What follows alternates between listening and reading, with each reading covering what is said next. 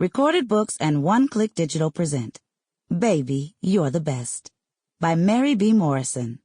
Narrated by Dylan Ford as Spencer, Kentra Lynn as Blake Crystal, and Isis Williams as Alexis Crystal. Prologue. Alexis. Thanks for everything. I enjoyed serving you. You?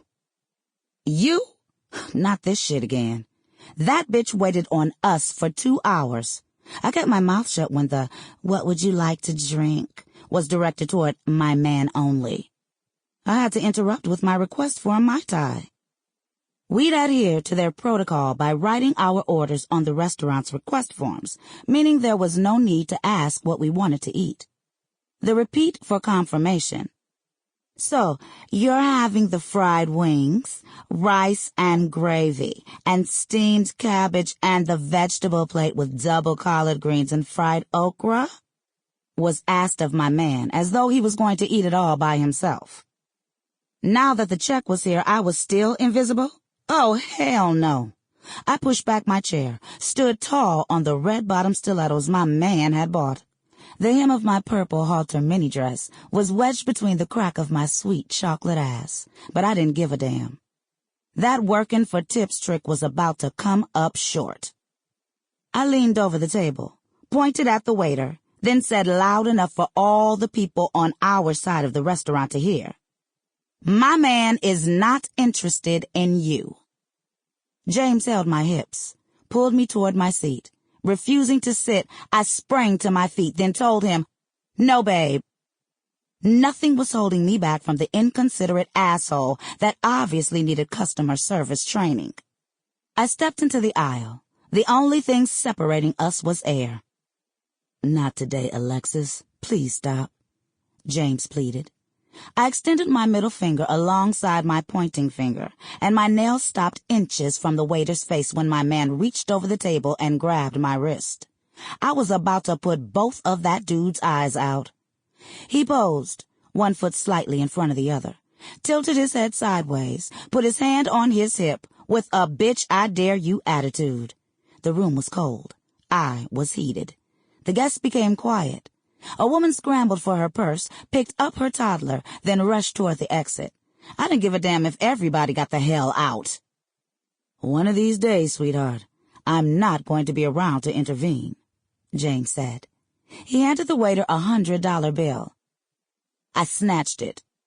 "Give his ass whatever is on the bill and not a penny more." James handed that jerk another $100. This time the waiter got to the money before I did. He stuffed the cash in his black apron pocket, rolled his eyes at me, scanned my guy head to toe, then said, "Thanks. You can come any time you'd like. Let me get your change."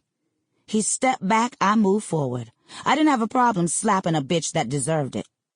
I swung to lay a palm to the left side of his face. His ass leaned back like he was auditioning for a role in the next Matrix movie. "Don't duck, bitch, you bold. If you feeling some type of way, express yourself." I shoved my hand into my purse. He screamed, "Manager! Manager!" I didn't care if he called Jesus. Say something else to my man. I dare you. If I lifted my gun and put my finger on the trigger, I swear he wouldn't live to disrespect another woman.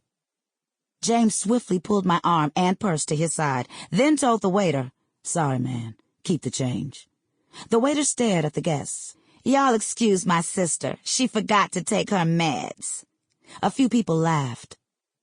"Take your lame-ass jokes to Improv Comedy Club for open mic, bitch. You weren't trying to be center stage before my man tipped you." "I got you, boo." He pulled out his cell, started pressing on the pad. "You so bad, stay turned up until the po-po comes." He turned, then switched his ass away.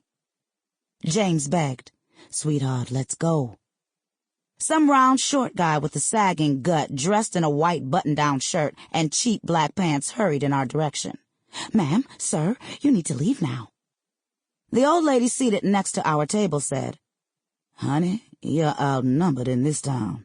You're gonna wear yourself out." I told my guy, "Walk in front of me." Shaking his head, James said, Sample complete. Ready to continue?